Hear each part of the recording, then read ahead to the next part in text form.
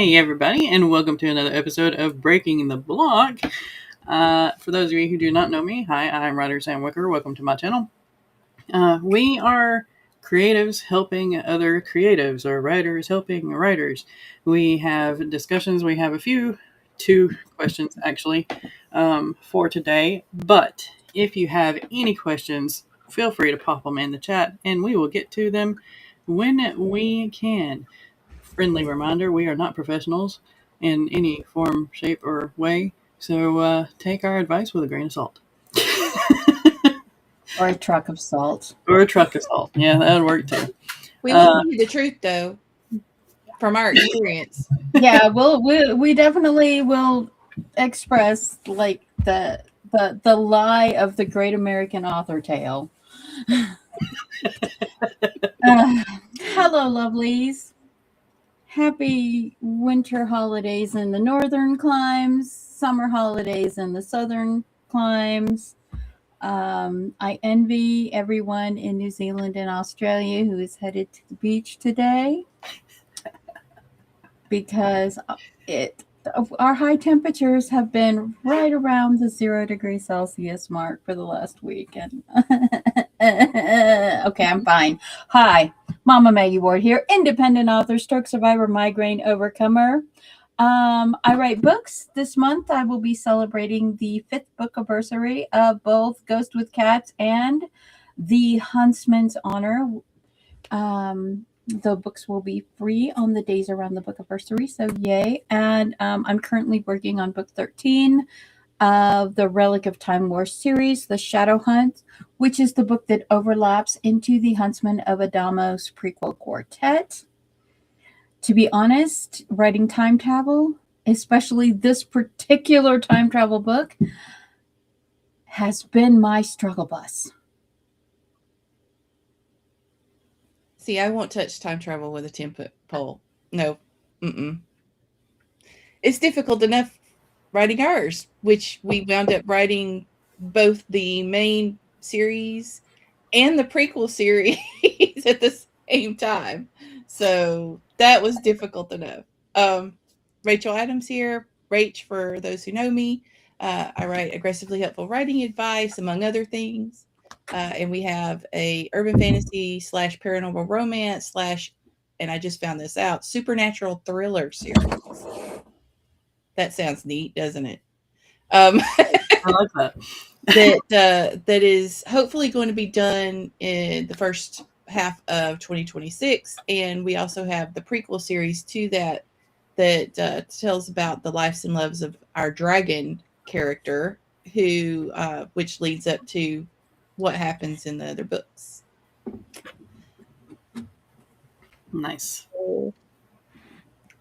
Laura, you want to go ahead and introduce yourself since you popped in right in time? Hi, I'm Laura Nettles. I have been sick. Woo! Yeah, I am here because I have my day off of work. Yeah, I work at a retirement home. I don't want to kill them with a cold. So, I don't know. I write horror stuff. I write short stuff. I write poems. I'm here. Yeah. I don't read horror, but I love tiny shivers. Yep. Exactly. I got a Jenny. I got a Hi, Jenny. I got a Eva. I have bad news, Jenny. My cold air is coming straight at you. I'm so sorry. You didn't warm it up for them? No, I did not. You go out there with a microwave or something. Listen and follow the advice. Yeah, no. There's a cat paw. Awesome. All right. So I am going to pop this up here, and I am going to put Laura's links in the description box while y'all tackle this one. So we'll hit the hard one first, the confusing one, I guess. So how do you accept an adjustment of expectations in your work / publishing life? What are the steps you take to get through the change when you know it's the right path, but can't really accept that it is? So I'm Yeah. There's this whole, like, I've had this life goal and dream for, like, years and years to, like, become a traditionally published author, and it's gonna be great. And then you're, like, trying, and it's not working. And so sometimes you have to adjust, and it's like, is this an admission of failure on your part that you're just not good enough? And it's like a mind game. And so, yeah, I don't know how to adjust. I'm still clawing my way. I don't know. I don't know this.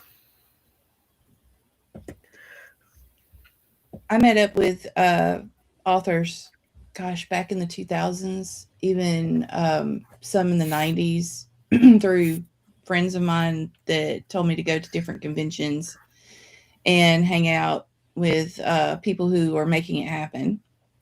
And I noticed that a lot of them go through the same thing, even if they are traditionally published already, even if they've got books on the shelves, they still have to come up with they have to adapt to what happens, because back in that time frame, ebooks were just starting to be a thing.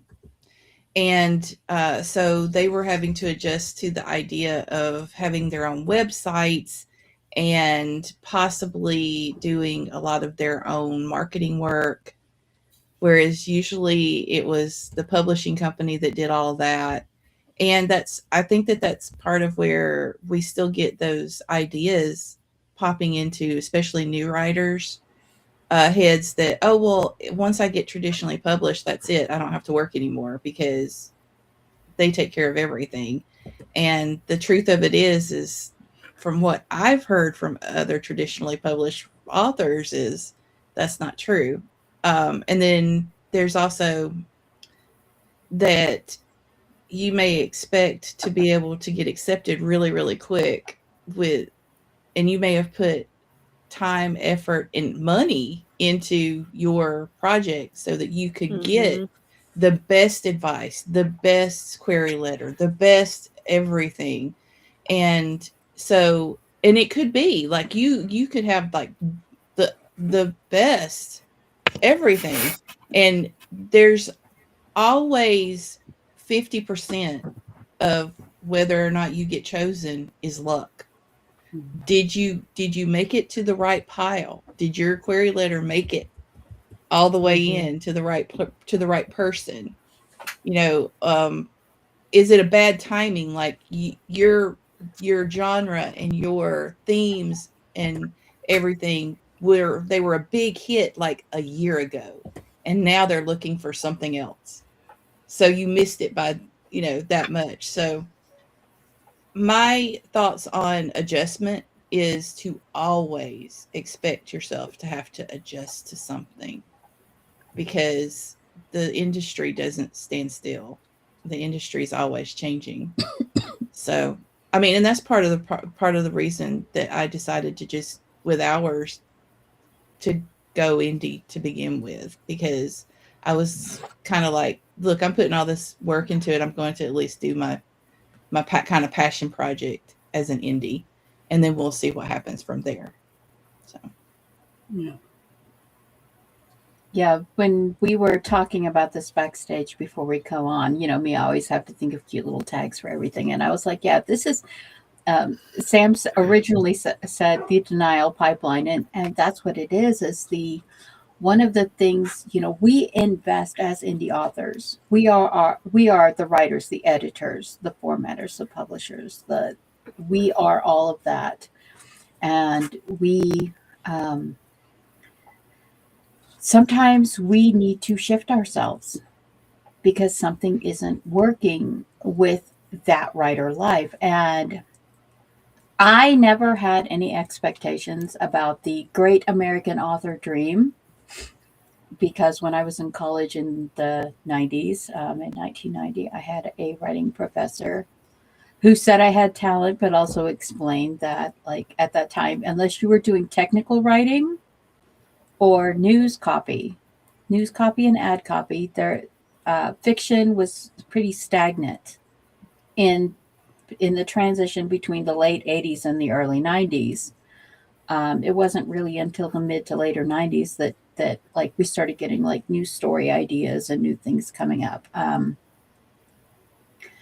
But it, she hated Thoreau. She hated him like pathologically. She was like, yeah, everybody can write the great American novel if you're just sitting on your fat man ass in a cabin with your mom and 3 maids waiting on you hand and foot.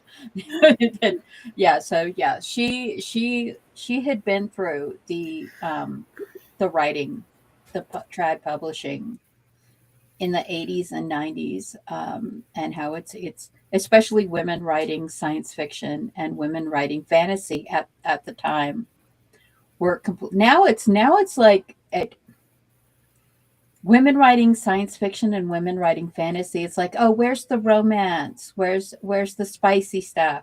And for writers who don't have that, we get pushed down the bottom of the pile. People who write it well, um, they can grab more readers than the ones, because I've had criticisms about, you don't have spicy things in your book, and I'm like, well, yeah, but I'm also writing for so that I can reach younger audiences, not children, but definitely teenagers and up. So, but this whole denial pipeline is like young writers, they get so enthusiastic and they pay hundreds of dollars for courses, and they follow these plans to get an agent to notice you. And sometimes this is just it's buyer beware with all of these things, because you need to look and see, are they actual legitimate fiction published authors with a back page of whatever you're writing in? Or are they writers who are selling a course to you? Mm-hmm. And that is something that I've seen authors in since my stroke in 2015, since I joined the writing community in 2017. I have watched writers come up and go down, and I am all about supporting new writers, because goodness knows, when I was relearning language, you want to talk about a struggle bus. You don't know what a struggle it is to read or write or speak when your vocabulary gets crunched down to a few thousand words. So it's crazy, the things that some people selling courses that guarantee getting you an agent and getting that writer success will tell young writers. And the other thing is one of the best things that I was ever told was, it's obvious you have brain damage. You shouldn't be looking for an agent. You shouldn't be submitting. Okay, then thanks. I'll just go do it myself. Because, yeah, I'm that kind of willful. I ask for something twice and then I do it myself. And yeah, that's just me my whole life. But the thing is you have to accept that this book that you have put so much work and so much effort in, decades writing with your bestie, it might not be everybody's Christmas cup of tea. It might offend some people. It might not. It might be a niche market thing. And so you have to face the fact, like we were talking about, I'm writing time travel. Not everybody likes time travel. Some people hate it. Some people say it's lazy. People who've never read any of my books will bash them because, time travel. No, your books are fun. I don't like time travel, but your books are fun. Your characters are fun. That's what makes your books fun. Yeah. To be fair, I didn't try traditionally publishing. I just went ahead and made the decision to go indie with this. I could make it. I want to in the future try traditionally to get a couple of books traditionally published, but they are actually more traditional as far as the fantasy and stuff is concerned. Mm. So I figured that might be an easy way for me to at least try the steps. And that's the reason I don't offer advice when it comes to traditionally published stuff and how to get traditionally published. So be very aware that, like Mama Maggie says, there are people out there that will say, "Oh, well, I'm an expert at this and let me give you advice on it," but they've never done it themselves. So really be aware of that. Yeah. Don't buy into See, that. I tried published with an indie publishing house, my contemporary Pagosa Cliffs series, the Pagosa Cliffs and Enemy, just the original trilogy about the Wild and Enemy Bakery. I tried published with that, and still ended up doing all my own marketing because they do some marketing and then they move on to their next book. Mm-hmm.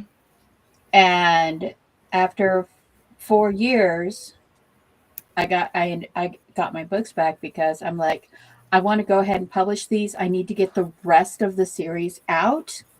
And I have the parallel series that I need to get out because I have a lovely friend in Australia who has been one of my beta readers from the beginning. And he's unfortunately suffering kidney failure and does not, and it's 2 years now has been a battle trying to find him a kidney, even though his son is a matching donor. They won't agree to the kidney transplant if he self-pays, and they denied their medical visa for travel. Which I did not know that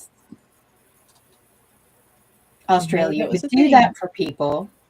Wow. They would, but they will. So yeah, it's crazy. So I talked to my publisher, and my books had gotten pushed down on their list and weren't selling. I literally had not sold one of the trilogy for like 18 months. And one of the things with the denial pipeline and the struggle bus when you are a trad public author is if there's a mistake in the book, if there's a plot hole, if there's a character flaw, you cannot go back and fix that with the trad route. And that makes me crazy because as an indie author, if I find something, if somebody points out something to me, I can go 72 hours, bink, and it's gone. So yeah, that's another thing. And the other thing is when you are, you think your book is amazing, you love your book, you love your characters, you're willing to fight for them, but part of being stuck in the denial pipeline is you don't want to change things, but they are not interested in your story. They are interested in what is marketable. Yeah. And so if there is something in your book that they say, yoink, they can back you up months, weeks, years to make you bend. Whereas if you're an indie author, you don't have to do that. The other thing is, though, but you have to listen to that because it might be something that you cannot publish, you cannot put out there without expecting some backlash. And, you got to have a thick skin when you're publishing. Yeah.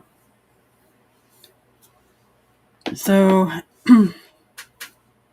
I have like another thing that I had to adjust my expectations on.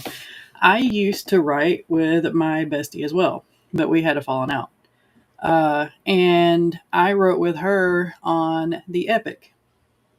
The characters that have been in my head ever since middle school, maybe even a little bit before. We tried sharing the characters and building the world and all that stuff, and we were going to publish it together. We were going to write it together. We were going to publish it together. So now that my bestie and my previous bestie and I had a falling out, I'm having to rework the storylines. I'm having to rework the characters. And yeah, it's difficult. And for a long time, I didn't want to even touch the epic just because she had been so ingrained in that world and in those characters that I couldn't bring myself to do that much work. And two, I was still a little bit bitter too, I guess. So yeah. But I'm coming back around. I'm slowly working on it. It's, I pull it forward every now and then, add in 10, 15,000 words. And then when I, get lost in my head or whatever, I put it back and I work on something else. So that was a huge expectation that I had to adjust to, and I'm still adjusting to it, and it's fine. You got to take your time. You got to do what's best for you, and talk to others to see what they think might be beneficial for you. You don't have to follow their advice, but sometimes having a sounding board is amazing as well. I'm going to get to the comments real quick. Eva says, why do you know it's the right path? You've only been writing for 5 or 6 years. Maybe you hadn't settled on the dream realistically yet. And like the years themselves, not the best ones for artists, This too. So I first started writing in November 2019. Yeah. Yeah. Pandemic. Yep. Changed everything.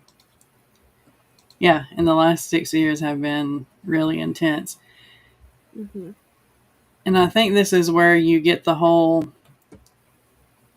plot twist or pivot jokes, because Yeah. you just kind of got to learn to switch things around a little bit. Mm-hmm. I always have a plan B, I did pivot Mm-hmm. where the first thing I wrote was a full-on novel. The first draft was 51K. And then I knew I was not a good writer. I tried to read back and I was like, these tense shifts are killing me. I cannot do this. So I started reading writing craft books, and that turned me on to flash fiction. And so I pivoted to short stuff for a while. And through the short stuff, I have been traditionally published. Like, I submit, I query, they accept it, I get paid, they publish. But like, it's not the big 5 publishers. It's not professional pay rate. It's lower than that. It's still something usually, but it's not the 8 cents a word, that's for sure. So it's like, I've made some steps, but like, I queried my middle grade horror and I got very few personalized rejections. So it's like, it's the work. So, yeah. It's not necessarily the work either. It could very well be just the market. And middle grade has been very down in sales and picking up books. So, yeah. Yeah, because didn't is it Michelle Schusterman? Lindsay Puckett. Also, Michelle Schusterman said that the middle grade market's down, which is weird because Stranger Things is so popular. Yeah, it is. But it's a different way of doing it. They're dominating the audiovisual, the streaming. Mm-hmm. So yeah, I know that a lot of the people that or kids, I'll say kids, they're not kids anymore, but they used to read like crazy, and now they don't have time to read like crazy. So they've moved on to if they'll watch a program, they'll binge it when they've got time off, and then they're done. They don't have to worry about it anymore. So and taking the time to actually read a book throughout isn't happening as often. Or they would prefer audiobooks so that they can listen to them on the way from here to there. So, and I don't have the money for an audiobook, so. Yeah. To the be shift- fair, I bought my friend a microphone, and then they did the audio narration for my book in exchange for it. Oh, nice. But yeah, I Cool. don't know. Yeah. So Andy says, Yeah. accepting adjustment can be a major adjustment I'd push through. Stubbornness is also key, at least for a while before reassessing to see if I need to adjust course. James says, I go with the flow and try to make the best of it. I often fail, but I try. Yeah. Don't try to Expectations sell of to the future. the algorithm. Just don't try to sell to the algorithm. It helps, but if you put If the you're right doing target, rapid release short novellas, and even those are becoming less popular because they're so formulaic.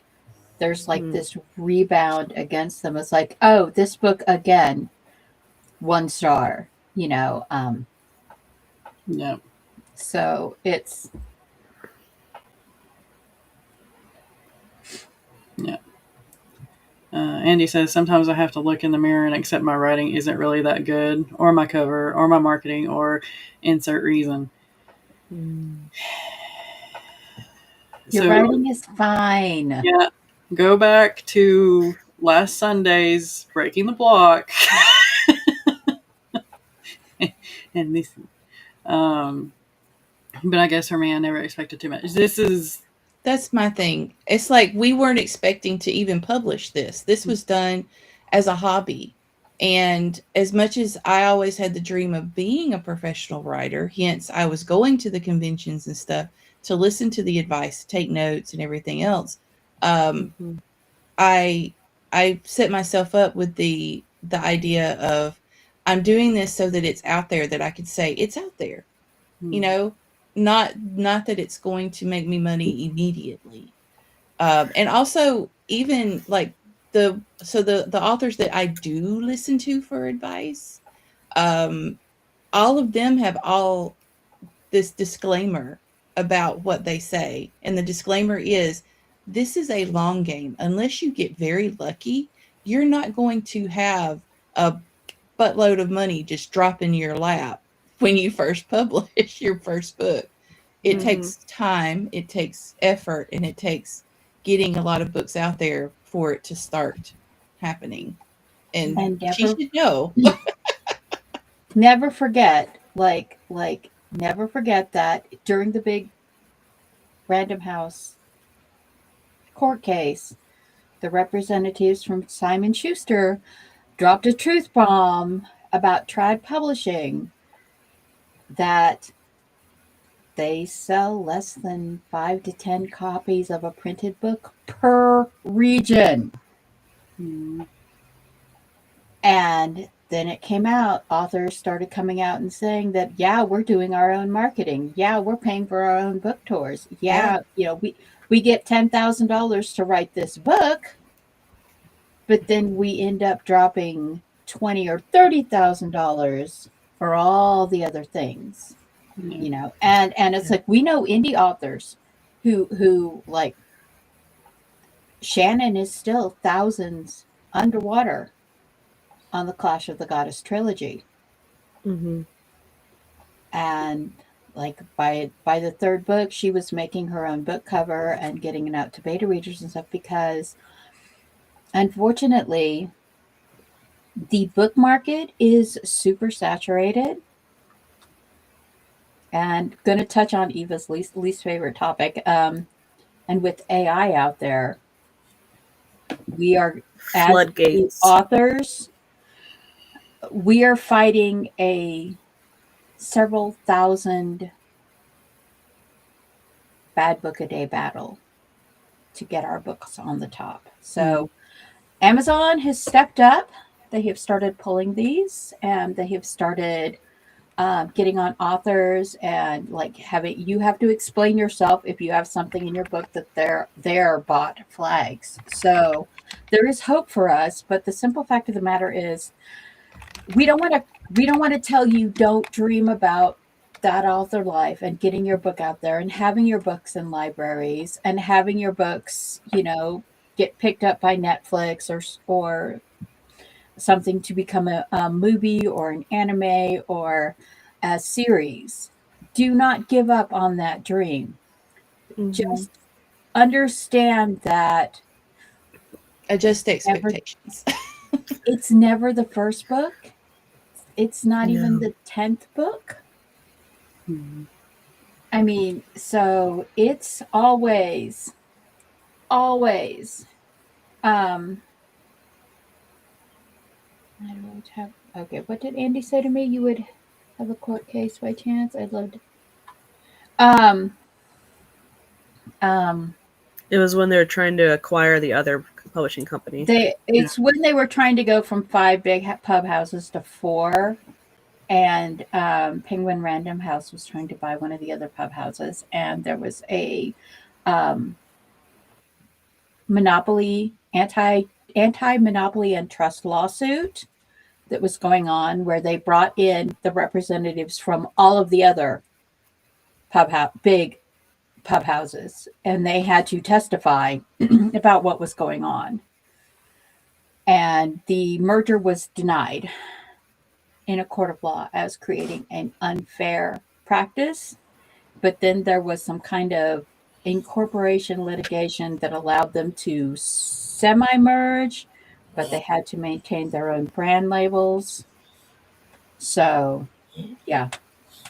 Unfortunately, um, um, as the small guys, the only way we can control our books and control what we want to put out there is by doing it ourselves. And there's a lot of competition for other people who are going to say, do it ourselves.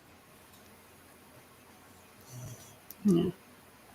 I put in the link to the New York Times article that I found just really quick on the court case, so you might be able to go from there and read about it.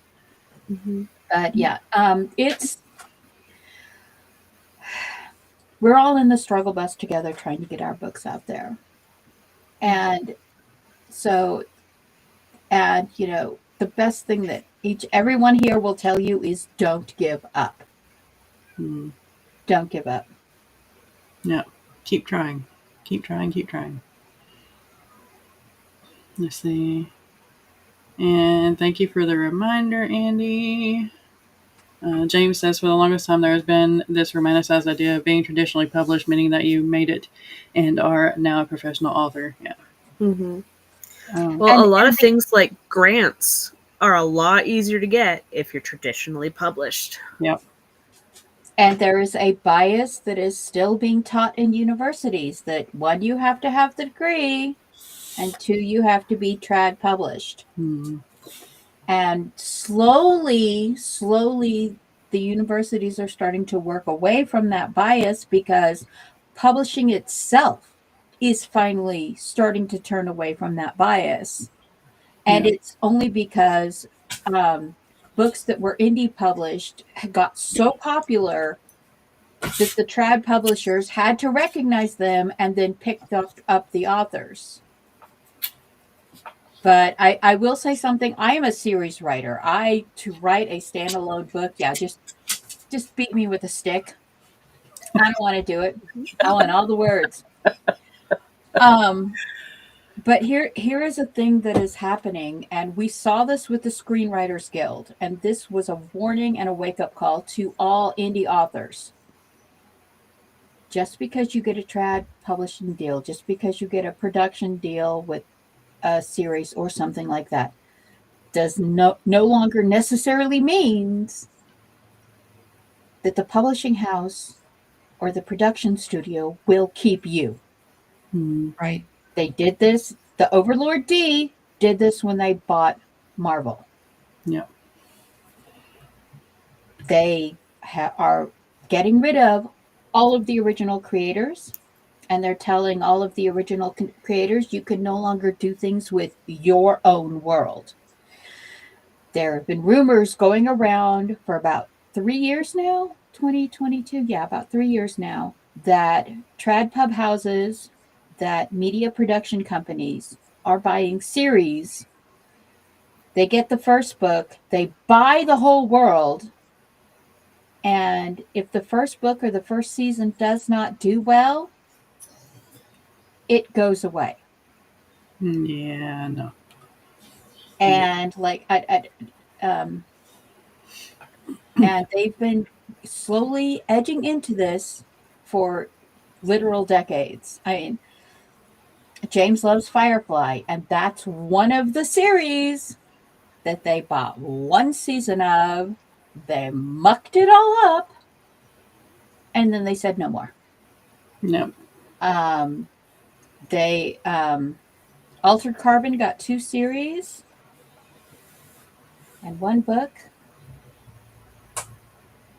and that was it. There's also been gone.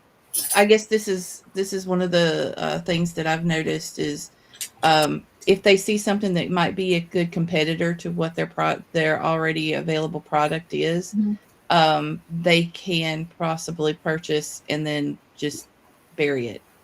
There, even when I was writing fan fiction, Marvel fan fiction, people were like, you really need to look into it. You need to try. So I looked at their content and what they debate, and I didn't like it. And this is for this is even for companies. Like this is for if you're working, say, in electronics, in coding, in development. Any projects, they have the same stipulation at Marvel. Any projects that you happen to be working on when you're working for them belongs to them. So you've got to be careful about stuff like that because it's and also they have hang on, my mic just went weird. Okay. So anyway, there's always a clause for that and always look into how long after you go away from that contract, say you leave the contract, how long does it take before you can actually write stuff like that again and publish it yourself? Yeah. Because they could actually have it in their contract that, oh, well, you have to wait like 5 years before you can do this again. There's just lots of stuff when it comes to contracts and stuff that people don't think about. Or if they publish your first book and they say we're not going to continue the series, you will have to wait that gap to publish the second, third, fourth, to publish more books.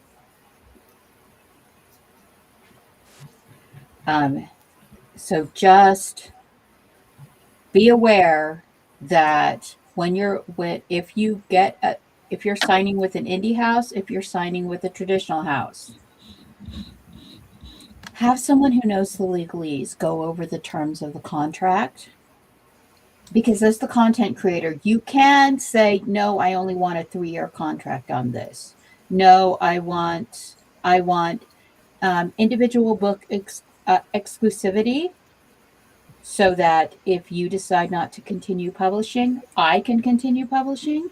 Because if they publish a book and it's received, if they make you wait 5 years to publish the next book, I mean, we are not all George R.R. Martin and can make our readers wait for years for the next book. If you have to wait that span, it's gonna be like starting over again. Which is why when I got my trilogy back for Pagosa Cliffs and Enemies, I immediately tweaked all the things that I didn't get to tweak while it was with the publishing house and republished that whole trilogy. Because it's and started back from zero. Because that's what happens when you have that much time. Yeah. Right. I understand what Sky's saying. Yeah. So we've got a lot of comments, so I'm going to try to get through them. This right here, I've never known how not to adjust. So I get this. Because it's, Work in retail, you learn that really, really quick because there's always somebody that calling out. There's always something that happens that is just off the wall. There's always an angry customer, but then you get like an angel too. So it's like, yeah, it's weird. Being validated by the trad industry isn't nothing. Giving up is okay, but to accept that you aren't going to make it after a handful of attempts isn't really a thing you got to do. Changing our priorities is the hardest part of life. This year has been heavy on that for me. Yeah.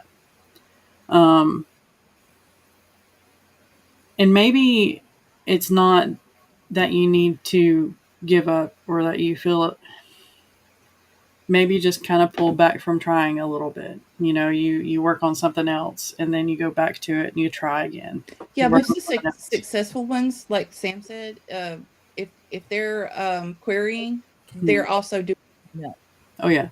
If they've got all those letters out, they're also working on the next project. Mm-hmm. I never, not once would I say don't try it. I was just saying for me, my decision was not to do it for this series, but I do have plans for my fantasy series to try the traditional route too, because I mean, I would say it would be really cool. This is just me, not something for anybody else to measure themselves by, but I would love to have to be both, to have traditional publishing in my belt and as well as indie publishing. So Yeah.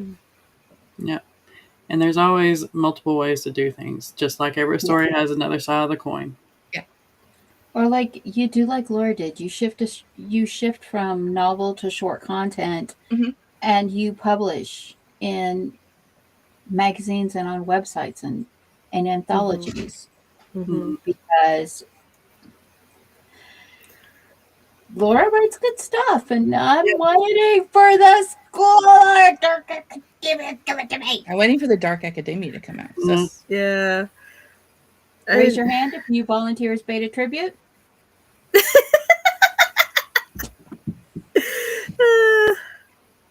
I think part of it is gifted kid syndrome, where it's like your whole life you've been really good at stuff in school, and like you got put in the gifted kid club or you had special summer school to do awesome stuff, and it's like you got to be the best at everything, and then you come out and it's like it I've had to fight for everything since that. Like it took me 4 attempts to finally get into my major, and my professor said they just wanted to see what I would do if it was really what I wanted. It's like, seriously? Mm-hmm. Like it took me 2 years to get into my major. And like everything has been fighting tooth and nail, and it's like nothing is coming easy, and it's just not fun sometimes. And so I don't know. It's like nothing can just fall in your lap. So No. Which sucks. Yeah. Schools are the worst at preparing you for life, even though that's what they're supposed to be preparing you for. Well, what bugs me, I was not into writing when I was in college. I started writing a couple fanfics in college, and then I graduated and went to Canada. And then I'm in Canada and I find out about writing, and I'm like, oh my gosh, I went to the school Brandon Sanderson was teaching in. I could have taken his classes in person. It's like,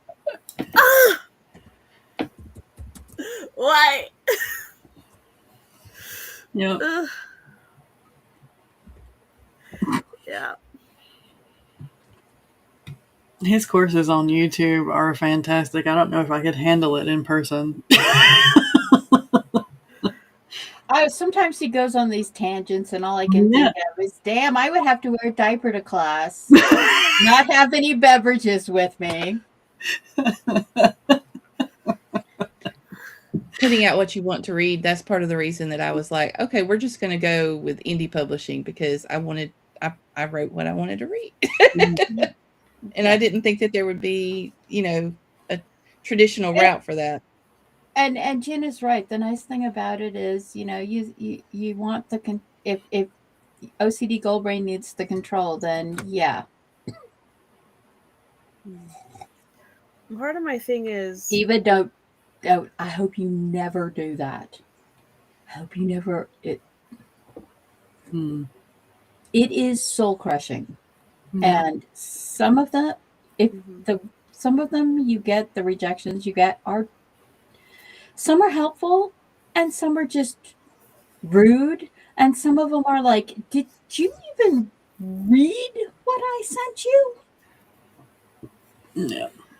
And with the crash in the number in the publishing agent numbers, they're saying now that the average literary agent is looking at 1 to 300 submissions a day.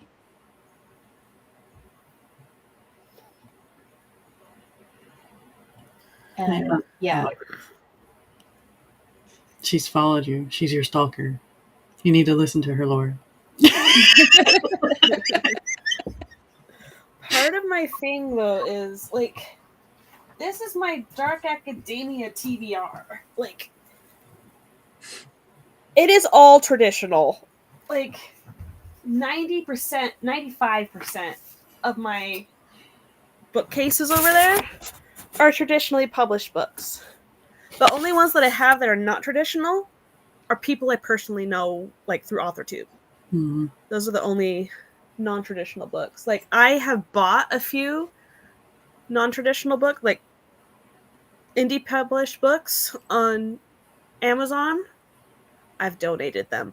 I have not like found something that grabs me that's indie. Like, the ones that my favorite though was indie but picked up by traditional, and so I have the traditional one. That's how I found it. So it's like, I don't know. Yeah. Yeah.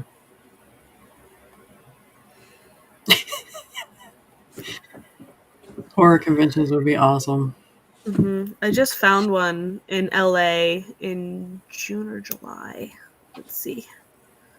When are you?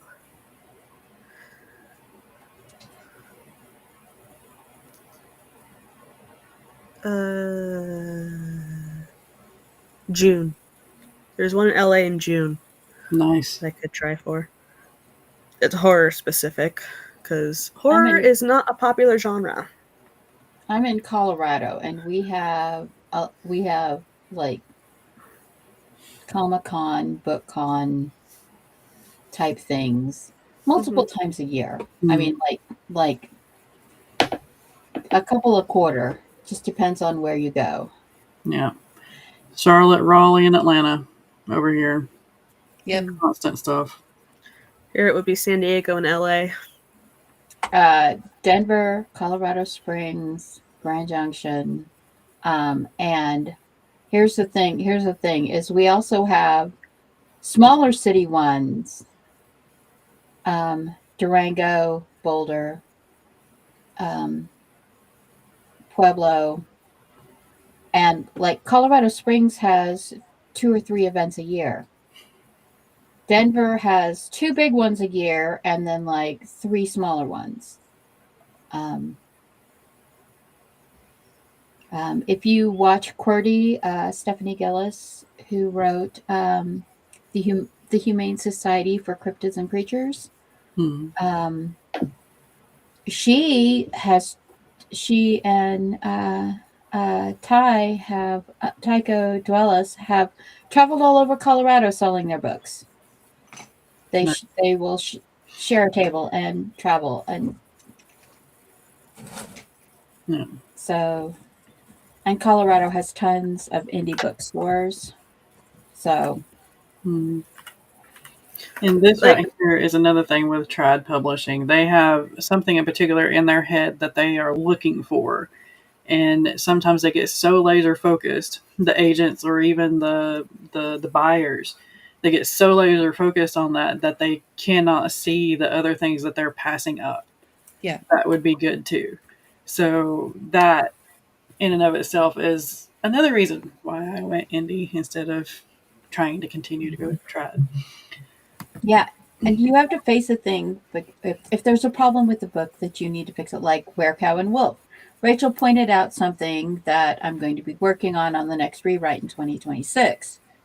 So you got to be you got to be willing to step out of the denial pipeline and change the thing you love. But there are moments when, like in Pagosa Cliffs and Enemies, where you have to fight for the things you love, and you still end up losing most of it. And that was the whole thing about the characters, certain characters getting therapy and talking about getting therapy and being on the phone with their therapist. And those were the first scenes that I put back in when I got the book back. Because, in spite of all of since the pandy, everybody talking about getting mental health, they still don't talk about therapy in fiction as a coping mechanism. Hmm.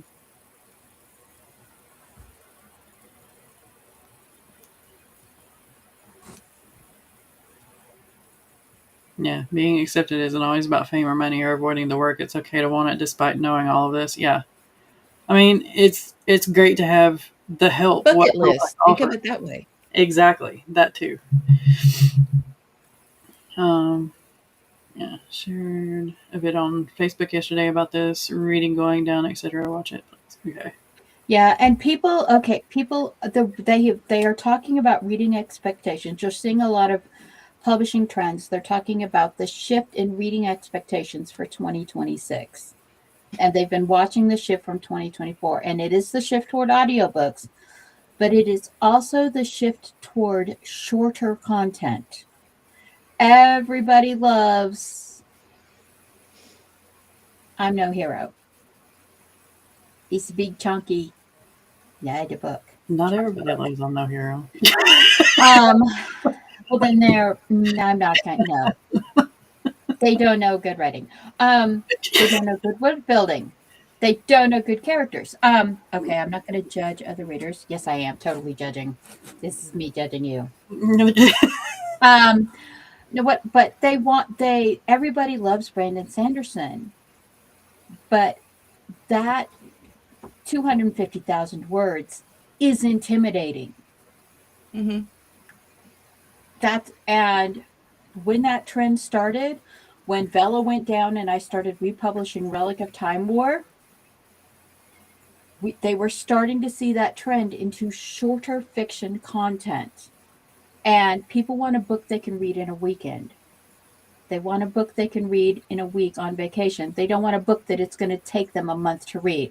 And you have to understand the average reading level of our society is 5th or 6th grade. So if you hand them, here's this amazing story, it's 250,000 words. They're going to look at that. They're going to remember that it took them 2 hours to read one chapter of homework, and they're going to walk away from that book. And when Relic of Time was big, the big chunky books, I was on reading apps and stuff like this, and I was getting that, why aren't these smaller books? And so when I published, I went smaller. I cut them up.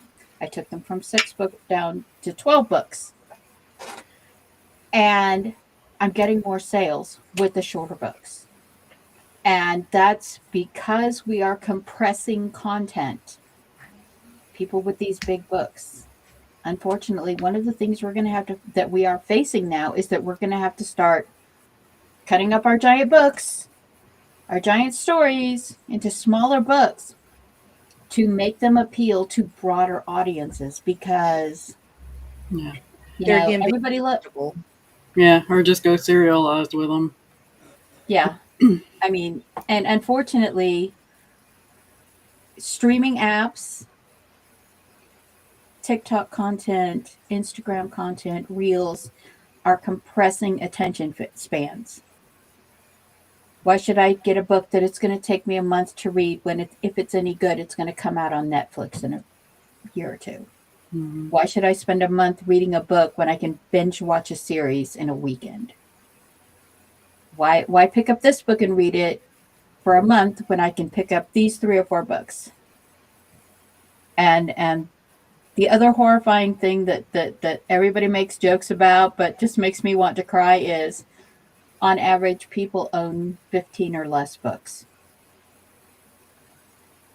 And I'm with that guy that's like, you mean on one shelf? 15 books on one shelf? I literally own 23 books by one author. Yeah. It's just one shelf. Yeah. I mean, that's just the Wheel of Time series. I mean,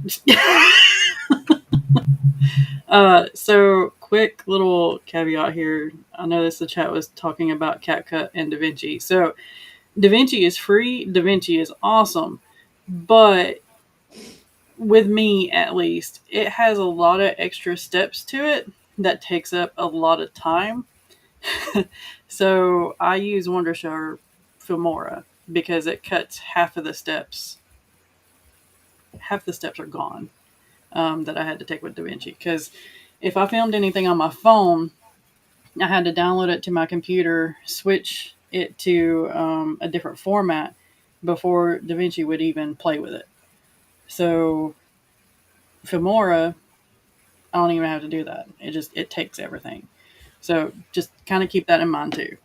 But DaVinci is free and DaVinci is awesome, and yeah, it's great if you're not impatient.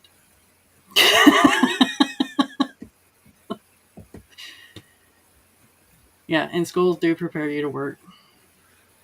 Homes and families are the worst at preparing you for life, even though that's what they are meant to prepare you for. Schools are meant to teach math and reading.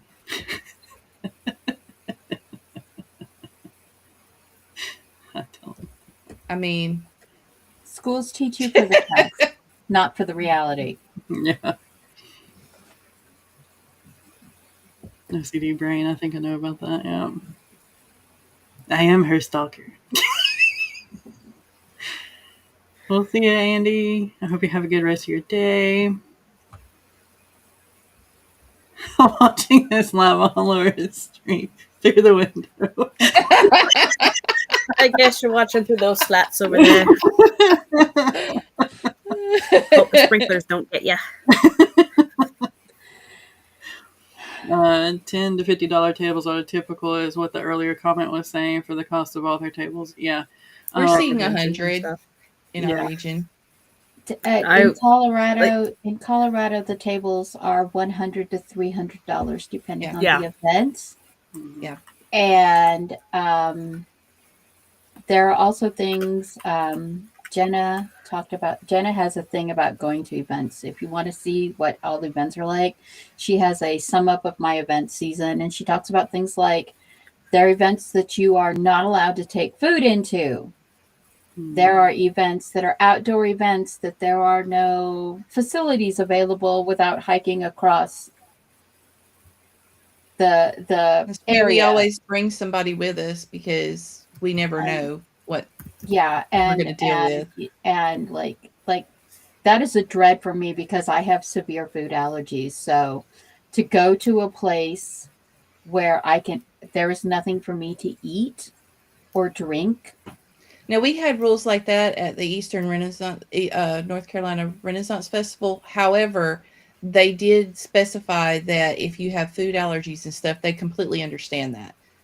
They were just there. They put it in the rules that way because they realized that people, they're getting people in to feed people and to make money. So they want to help support the food trucks. But at the same time, it's like they're like, okay, but we understand that. So we're not going to, police you.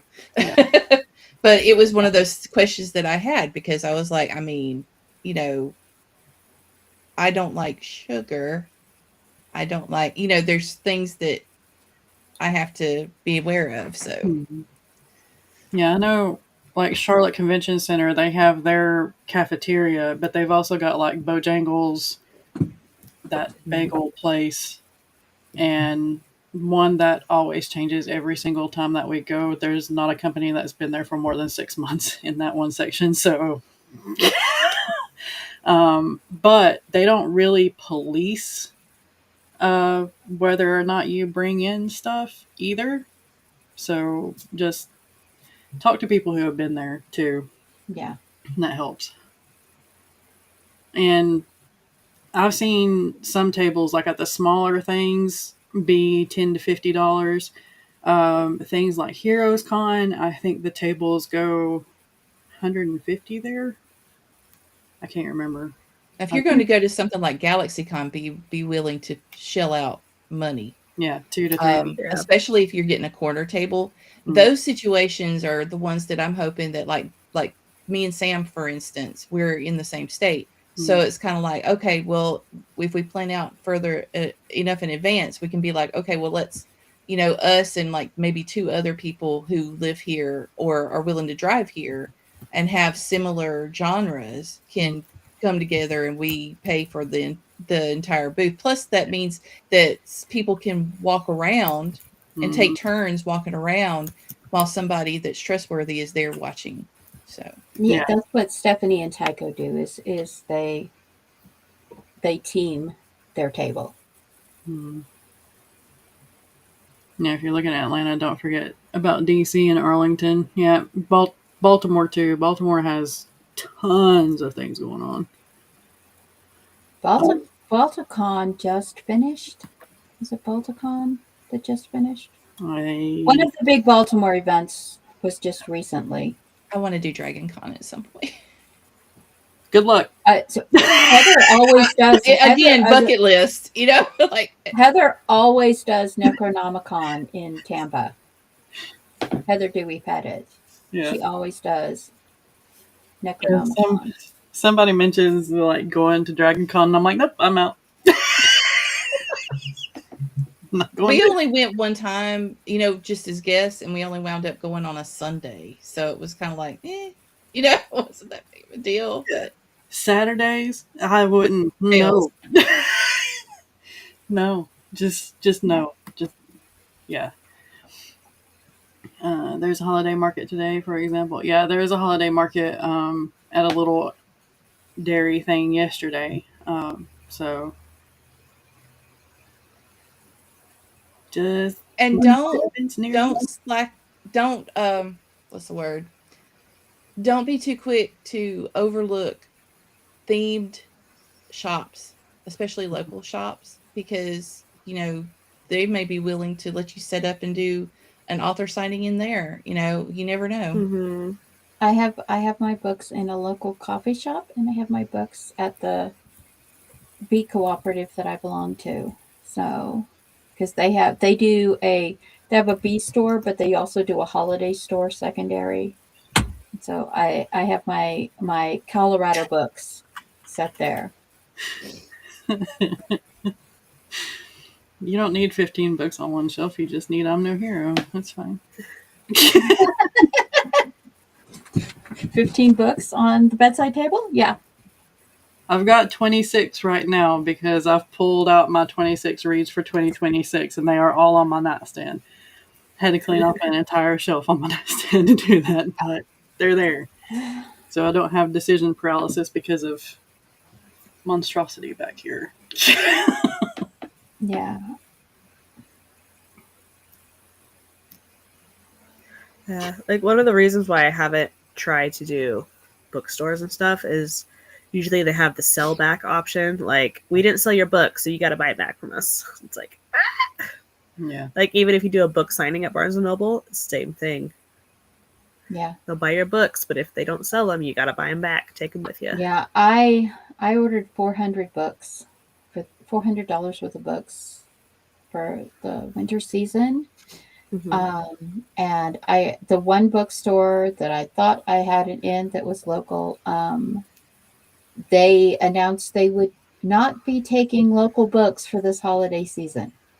And then the other bookstore that had said they would take Pagosa Cliffs, they sent me a thing saying they were closing after the holiday season. So I lost 2 sales routes that way. Mm-hmm.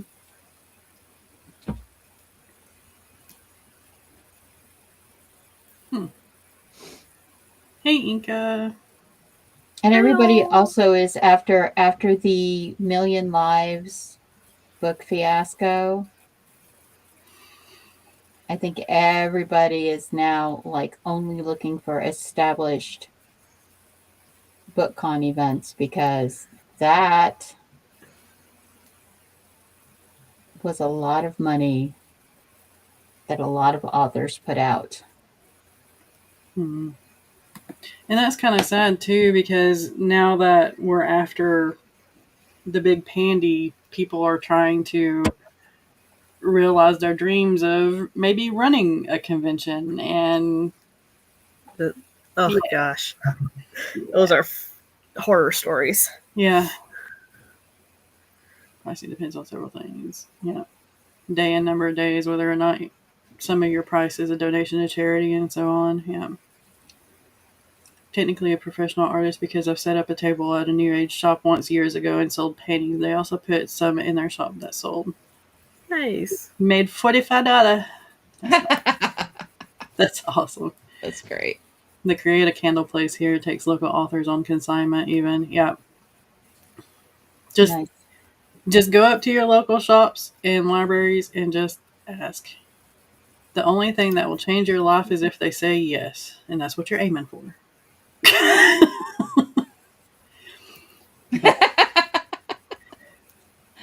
I keep dragging her out of her little dark corner.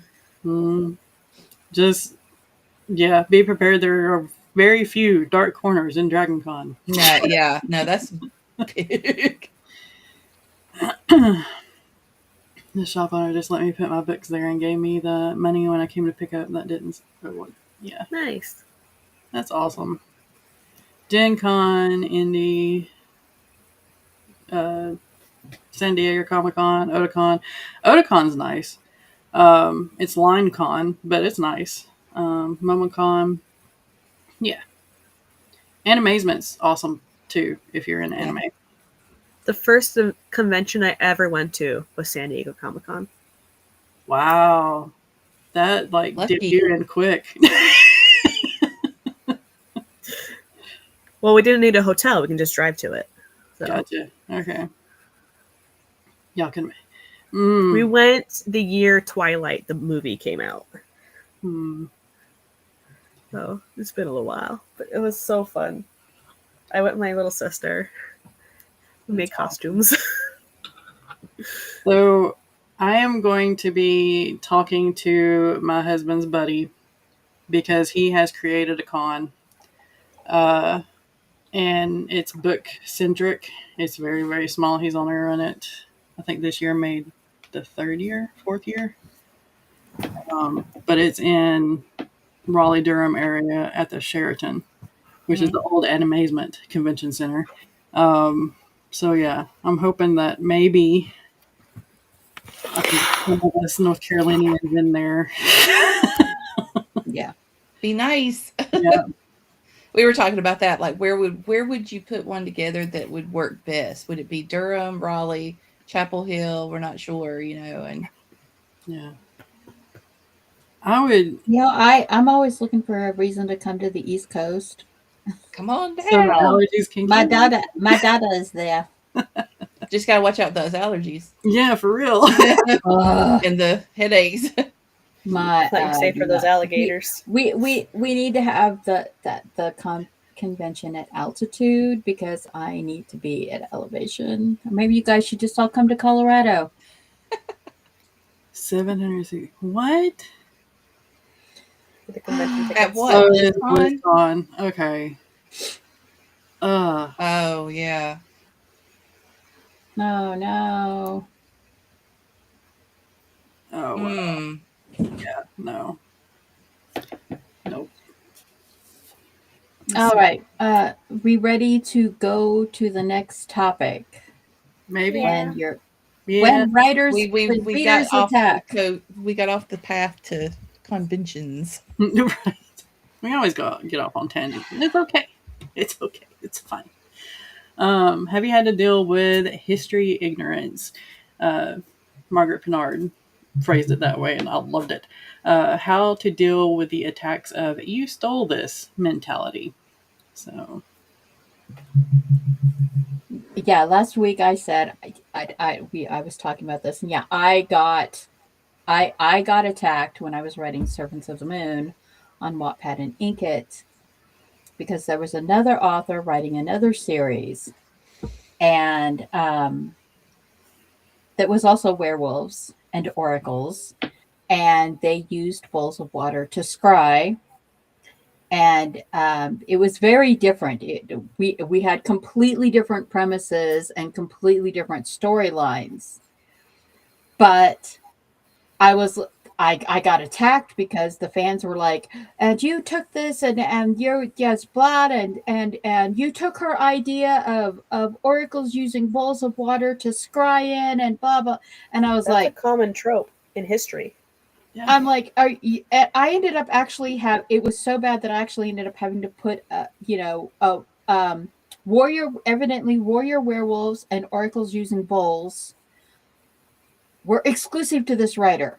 And her fan, and so a group of her Karen fans came at me, and I had to post a thing explaining about the Magyar, the wolf warriors of Nordic legend, and explaining about the fact that bowls of water with a drop of oil for scrying is something that has been done since ancient Egypt, 3,000, 5,000 years ago.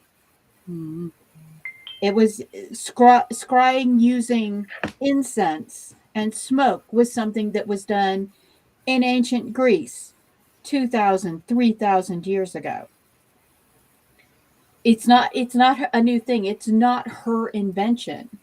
But this comes around to the whole thing of every idea that has been written will be written again, just in its own way, depending on the writer.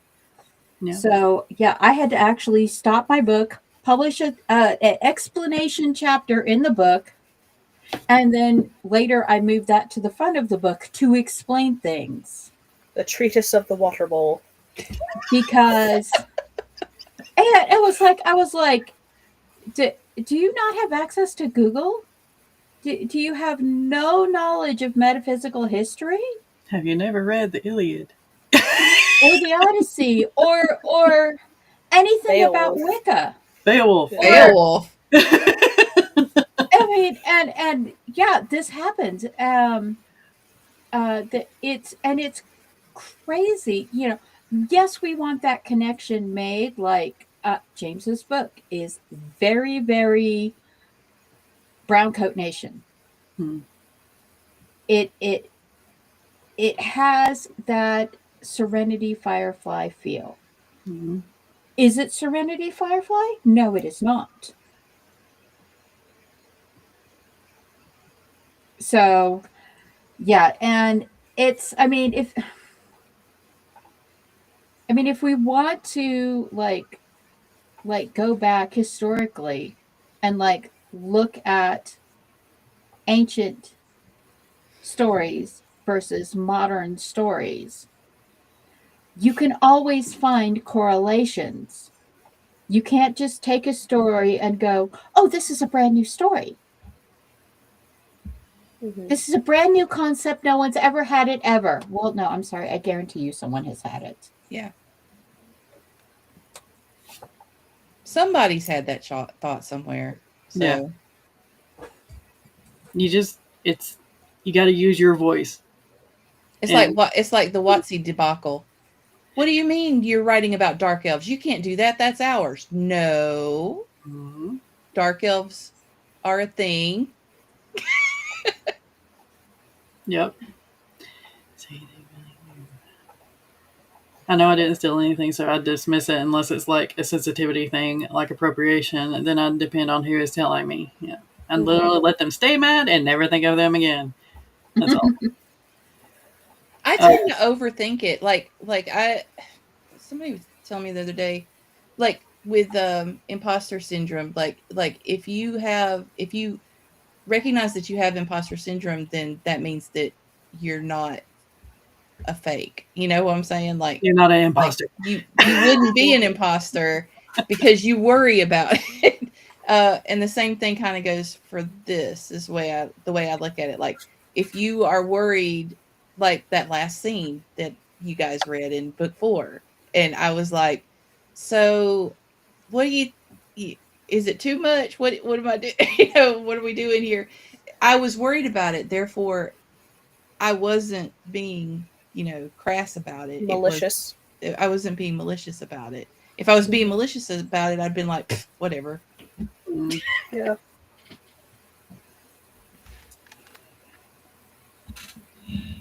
Firefly, broken former military soldier getting into less than legal adventures with a found family.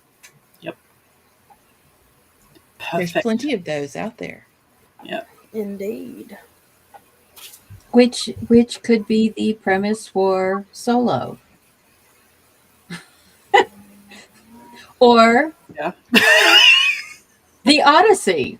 Yeah. Because Odysseus did some seriously sus stuff.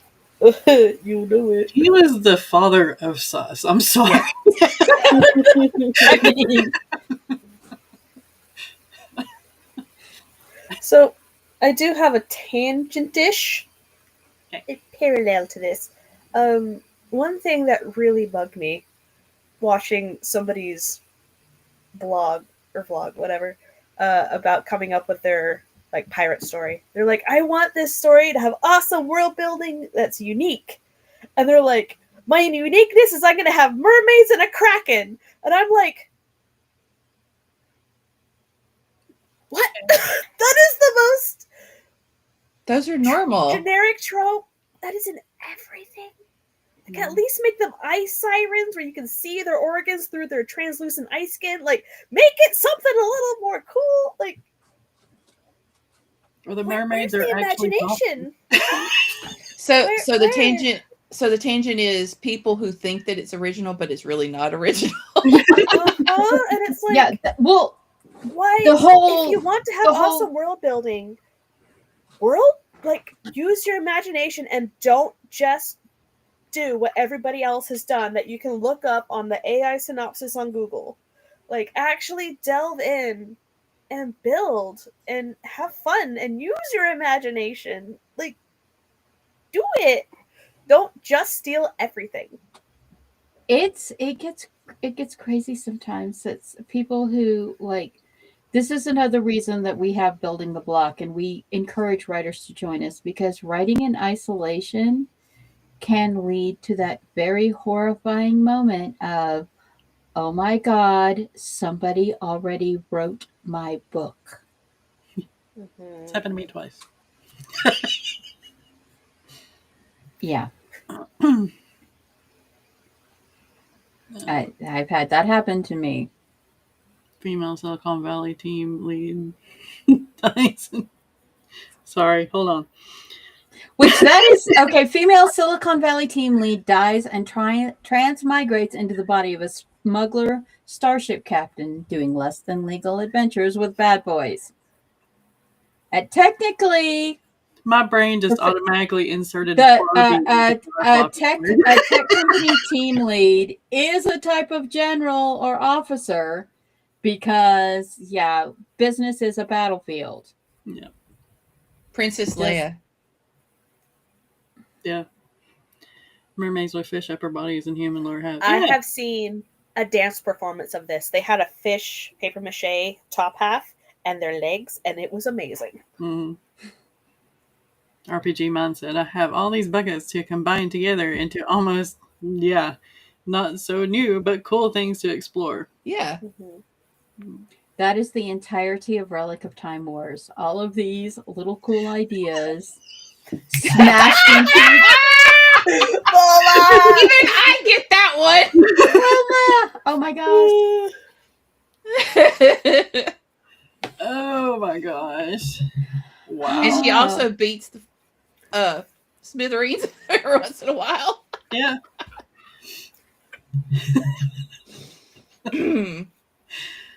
Oh my gosh. I started watching Dragon Ball Z Abridged way back when. And I caught up to what they had done. And I was like, I gotta know where this is going! So then I picked up actual Dragon Ball Z and watched just to know where the Abridged was gonna go. I have problems. 200 episodes later, like, oh, wait. Dragon Ball Z is one episode that I've never watched. More than just like 5 episodes of it. The power-ups take forever. Yeah. So Yeah, that's it. It's Constipation every scenes turned me off. every episode was the same story, and I think that's what killed me. And so one of the fillers, Goku and Piccolo get their driver's license. and I just was like, nope. And yeah. No, I think that's part of the reason that my children, they love Sailor Moon. We watched all of Sailor Moon over and over and over again, and I couldn't handle it. And the dog accidentally ate the VCR tape because it had peanut butter on it. accidentally. I see. Did I give the Great Dane peanut butter on the VCR tape? Yes, I did. I am a terrible mother. Now I have watched every episode of Naruto of Shippuden. I haven't finished it yet, but I know what happens. I got to the Hokage summit where Sasuke comes in blazing, but like, I don't know. I'm currently reading Apothecary Diaries because I'm like, what do you mean 2027? Yeah, what do you mean? We're not talking about that gap. Nope. Chainsaw Man, solo leveling. Solo leveling, yeah. Oh man. But I can watch Naruto. I've watched Naruto, but DBZ, if I can fast forward through the power-ups, which like cuts down 5 episodes, I'm okay-ish watching it. But most of the time, you gotta watch DBZ abridged. It is the whole story plus extra in shorter time than the actual show, and it's hilarious. Yeah, we're going to do a Full Metal Alchemist rewatch too, and Maid Sama. I love Maid Sama. I want to go back. I want to go back and rewatch Dragon Hunter D. Yeah, I haven't seen or Vampire Hunter D. Yeah, I love that's like my college. Makes me happy. Right now, I'm watching people react to Attack on Titan and Death Note just so I can relive it. Oh, Death Note. I got in such an argument a few weeks ago with somebody that they did not know that Robotech was actually 3 different animations from 3 different series that were cobbled together and sold to the Western media market.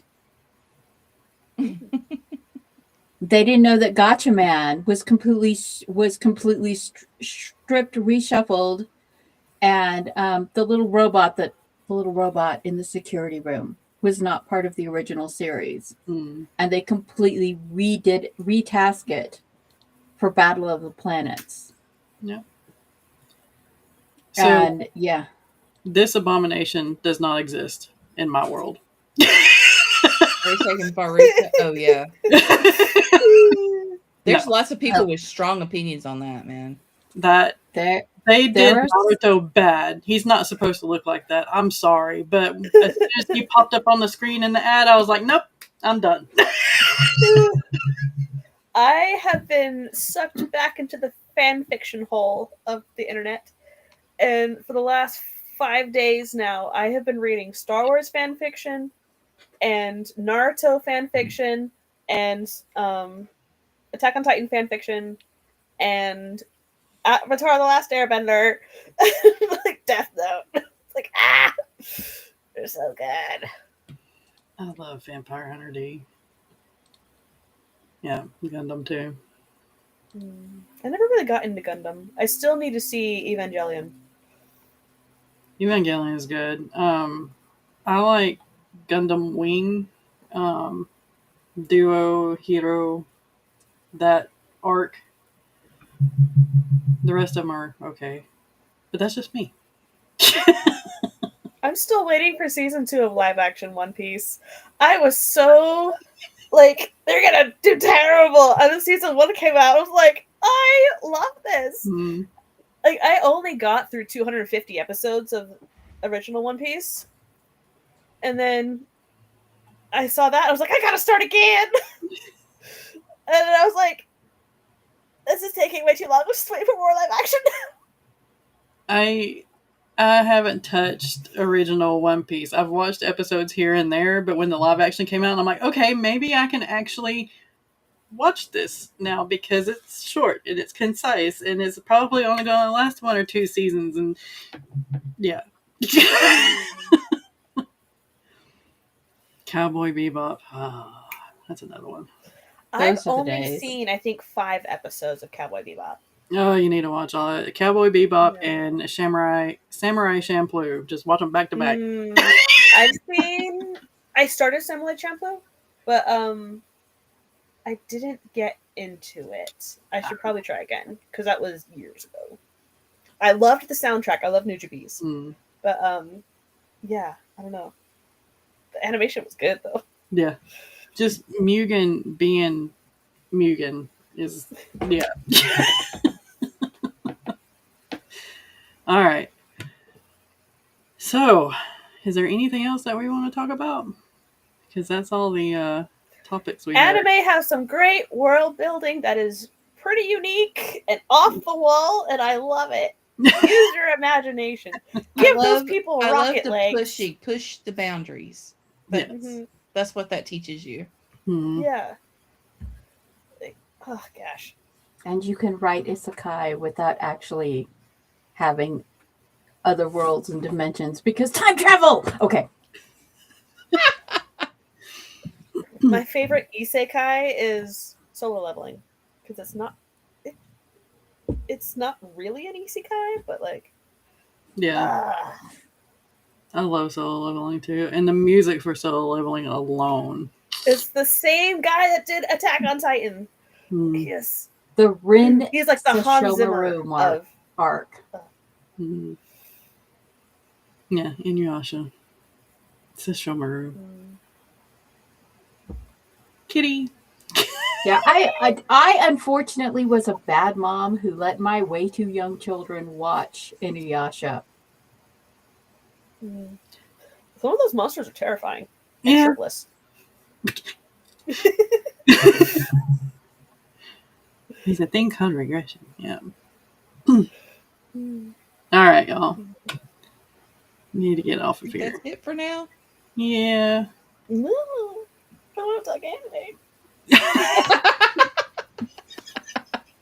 We will talk anime for hours. Yes. We have talked anime for hours.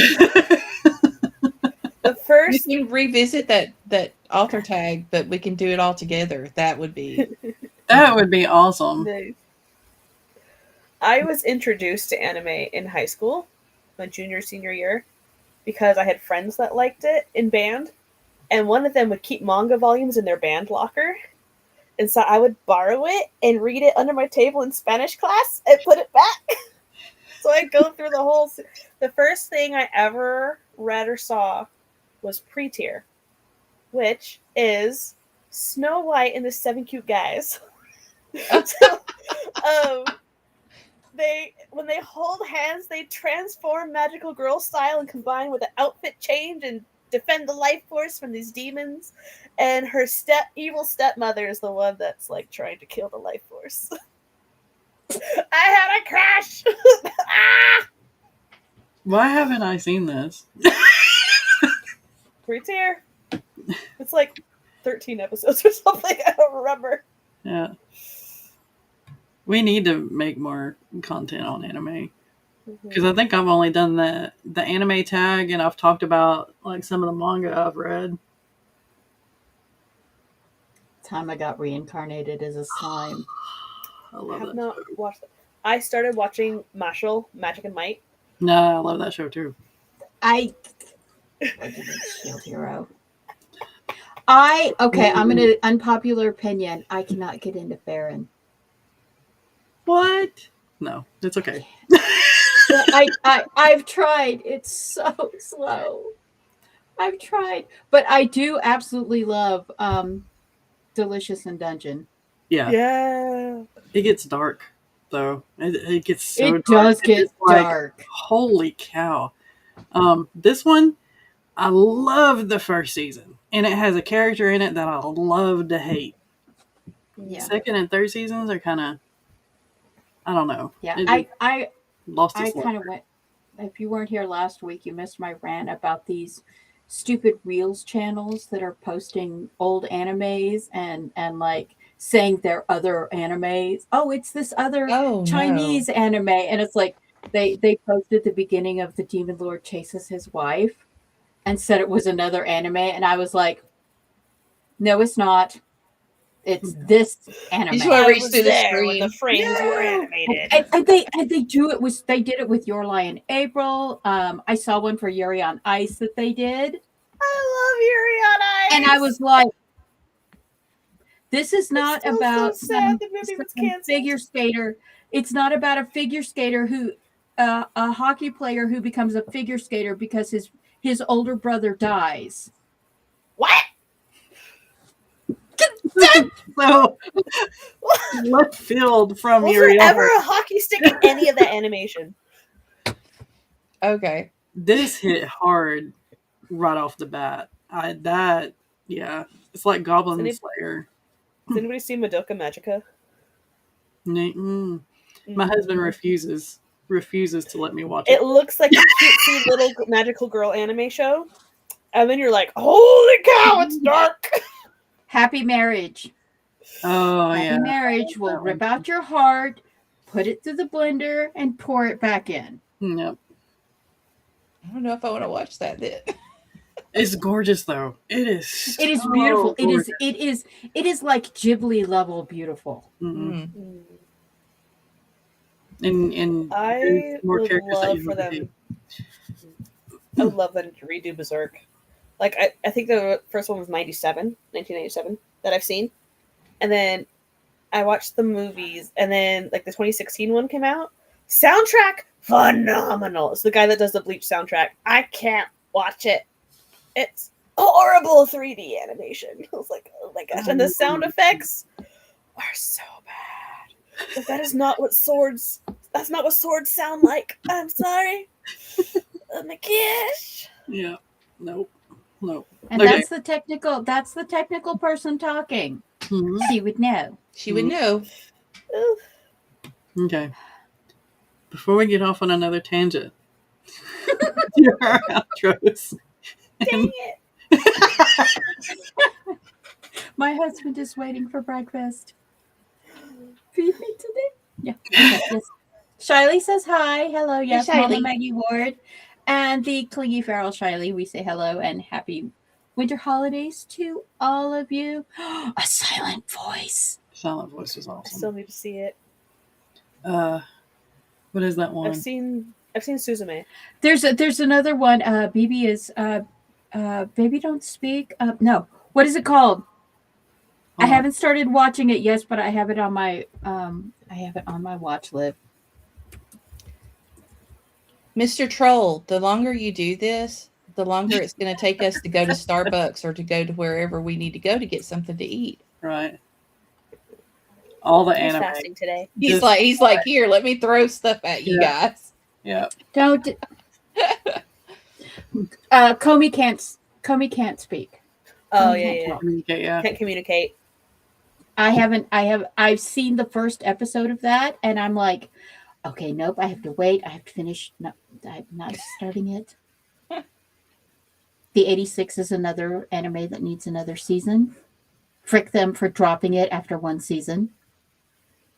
I hate you, Crunchyroll. That's my worst fear is getting involved in something and then they cut it. Mhm. Because they've done It's that so fine. many times to series that I like. Regular series, you know? Mhm. I'm Mama Maggie Ward. I'm sad. Anime. One season only. That sucks. I have books. Virgil. I need to hug my cat. All right. Have books. Hang on. So is your cat named Kyo? Yeah. I'm Rachel Adams. Call me Rach. Be awesome. I have a new cover on Doppelgangers in Deceit that looks fantastic. It's You amazing. want this. You want this. I do Anyway, like that. it's 99 cents on sale because we just released book 4 and we just wanted to give everybody a chance to get this for pretty cheap. But yeah, look at that. Look at those handsome guys. He's You going. want this. Yeah. Is it romantic? It Oh, is. It is. There you go. It is both. It is both thought provoking. It is thought provoking. It is also action packed and romantic, with actually a twist in here between 3 characters that you're gonna find out. Surprise, surprise. Me. Hi. I'm Laura. Roy is right here, sleepy. I'm getting better. Been sick for a while. Yeah, I have a book called Tiny Shivers on Amazon. It's 101 drabbles, flashes, and short stories. And my latest story was published in Paranormal magazine called Snatched Ghosts. Yeah. Oh, no, my latest was Blooming in Midnight, which is in the AWC anthology that came out last week. Oh, I also have a story in the AWC anthology. You do. Yeah. So So does James. Nice. ta-da! Yeah, that one's a flash. The other one is a short story. Yeah, I don't know. I'm going to be streaming January 2nd to come up with my plans and schemes and ideas for a 12-week year. So come join me. It'll be a Friday, and then I'll start implementing my schemes on that Monday. So yeah, that's me. Nice.